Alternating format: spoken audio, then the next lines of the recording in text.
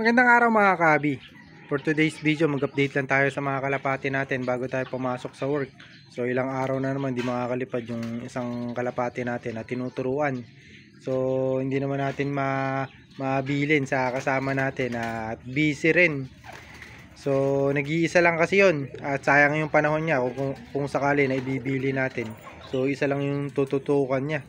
So hindi niya alam yung gagawing diskarte doon. So para hindi na makaabala sa kasama natin, bali tayo na ang gagawa pagka uwi. So isa lang naman yun, at yung ibang young bird natin wala pa. So pakita ko sa inyo yung mga young bird pala natin. Update tayo bago tayo pumasok sa work. Update ko kayo. Ayan yung mga kalapati natin, mga stock bird. So ito yung stock bird natin na isa, tapos yung tatlo andito. So yun yung gagamitin natin sa susunod na breeder. Ayan. Nasaan pa yung dalawa? Itong dalawa na rin, magkatabi. Ayan, so bali silang apat yung pagbabanggain natin. Kung sakali na isang lalaki at isang babae yung nabili natin kay Sir Iking, baka yung isang pares, bali tigisang magkapatid yan mga kabi. Magkapatid yung dalawa. Bali magkapatid yung dalawa rito, saka yung isa nito may kapatid dito. So yun ang pagbabanggain natin, yung magkapatid nito. Bali hindi pala magkapatid. Bali yung isa neto saka yung isa nun, kumbaga tigisa. Tapos yung kay Sir Iking na may babangga natin dun sa dalawa. So bali 6 sila na pagbabanggain natin, pagbabangga-banggain natin. So titingnan natin kung magiging successful yung breeding natin. At ano yan, mga binread ko talaga yan mga kabi para gawin nga na breeder. So mukhang barako ito. Yan, yung black checkered, yung white feather na to, mukhang barako yan mga kabi. Ayan. Tapos ito yung dalawa natin. So sabi nung kasama ko, ito raw yung mukhang barako, nilagay dito. So ito mukhang yun yung barako, yung nasa taas, yung kidlata ng mata. Signature talaga yan mga kabi. Ayan, makita nyo, mga kidlata ng mata. Ayan din, kidlata ng mata. So halos isa kasi yung linyada na ito mga kabi. So ito lang na iba kulay. Namumulbos pa yung blue bar natin na hen. Ayan, namumulbos, batang bata pa yan. Kumbaga nakakondisyon. So kahit na nasa stock bird mga kabi, nasa kondisyon yung mga yan. So medyo malalaki yung katawan nito. At saktong sakto, papalaki pa kasi to yung mga young bird natin na to.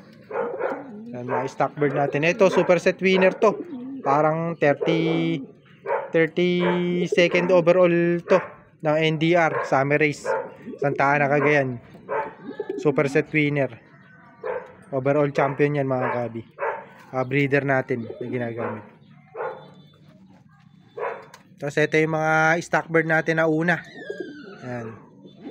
So ito yung ginagamit na natin na breeder. Ito nag-produce na to ng overall champion. Ito isa na to, nag-produce na ng overall champion tong may tawag dito. Tapos ito rin yung nanay nung kalbayog natin. Ito si kalbayog. Ayan, palapati natin. So ito yung niload namin kahit na may sakit, nakauwi pa. So sobrang tibay ng linyada talaga nito. Ito mga lahi na yan. So puro isa lang naman lahi niyan. Ito mga kabi, kapatid nito nung paborito natin breeder. Kasi yung paborito natin breeder, lagi nga namamatay yung anak na ito. Tapos yung kuminsan nagkakasakit, hindi ko alam, siguro baka nasa lahi niya. Pero siya lang yung ganun. Ito kasi yung kapatid niya, maganda naman yung mga inaanak. Bali ang anak na ito na sa atin, nag-perform, si Baliling, yung namatay nga natin na kalapati, napatay nung dating kasama natin dito. Napatay, napabayaan, namatay sa gutom. Wawa yun. So ito yung nanay nun mga kabi ni Baliling. Ayan, so si Baliling pa lang inaanak sa atin. So madalang tayo makapagpalabas na ito. Paisa-isa siyang mangitlog o manganak. Ito. So paisa-isa lang yung napipisa niya na itlog. So siguro talagang hindi siya maganda na breeder. Pero paborito ko to kasi sobrang ganda nito mga kabi. Sa mata, sa katawan, sa itsura mga kabi, modelo. So magaganda naman inaanak niya, kaso kumbaga namamatay nga. So hindi ko alam, baka kulang lang tayo sa tuto kasi hindi naman natin natututukan talaga mga kabi yung mga kalapati natin. Ayan. So, update pala tayo dun sa mga bago natin na painakay. At medyo mahaba yung ano natin, papasok pa tayo sa work. So ito, hindi ko pa na-check kung may similya. So pag uwi ko na, saka ako check yung kung may similya to. So ito yung dalawang painakay natin na bago. Ayan, mukhang black check saka isang blue bar. So mana sa magulang. Ayan. So ito yung Falcon line natin mga kabi. Kaya Falcon line yan, yung napisa na yan. So yung dalawa nito, yung kapatid to mga kabi, yun nandito. Yun nandito, na in-stock natin.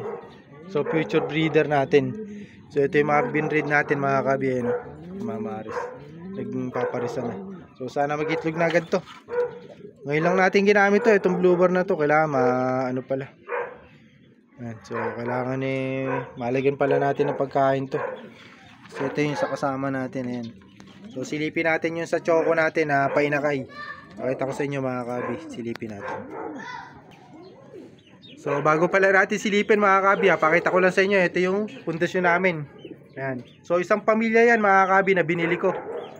Overall champion, ito yung producer ng first, third, 5th overall, 7th overall champion, lap winners, lap champion, saka multiple pooling winner, superset winner. Ito, producer yan mga kabi. Bali isang pamilya yan. So bali tatlo yan. Yung 7th overall, tapos yung may kapares pa to, yung golden pair niya, blue bar. Kaso napunta nga sa amin, nakapagpaanak lang namin ng ilang beses, kaso hindi na nga nag-iitlog, tapos nakawala. Hindi na bumalik dito mga kabi. Ito, ilang beses nang nakakawala to, pero bumabalik sa amin. Ayan. So bali ito, may lipad din to mga kabi, kaso hindi na natin ma-recover kasi yung conversation namin nung pinagbilang ko na ito. So parang isa sa kanila lap champion din ng Apari. So may laro sila ng norte saka south. So hindi ko lang sure kung sino sa kanila, kung yung lalaki o yung babae. Ito kasi yung Barako, ayan.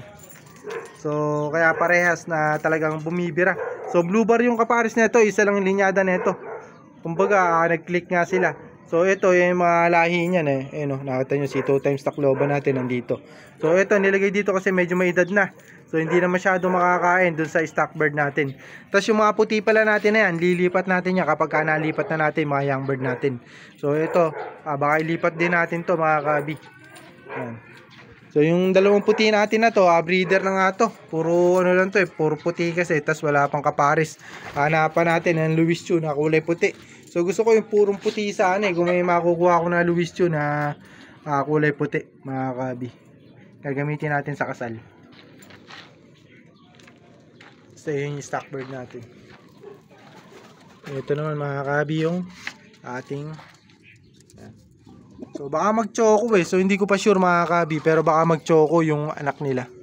Choco o blue bar, pero baka mag-choco nga mga kabi. So makikita natin yan sa pag-uwi natin. So medyo matagal tayo na bago makauwi mga kabi. At papasok pa lang tayo sa work. So yun nga mga kabi, in-update ko lang kayo dito sa mga kalapati natin. At pinakita ko lang sa inyo yung update natin sa mga young bird natin. So good luck sa atin at good luck sa inyo mga kabi sa breeding nyo, sa pagkakarera nyo. Ganun din sa atin. So huwag nyo kalimutan na mag-like at mag-subscribe sa YouTube channel natin, sa mga bago sa YouTube channel natin. Huwag nyo kalimutan na mag-like at mag-subscribe nga. Happy flying sa inyo, God bless.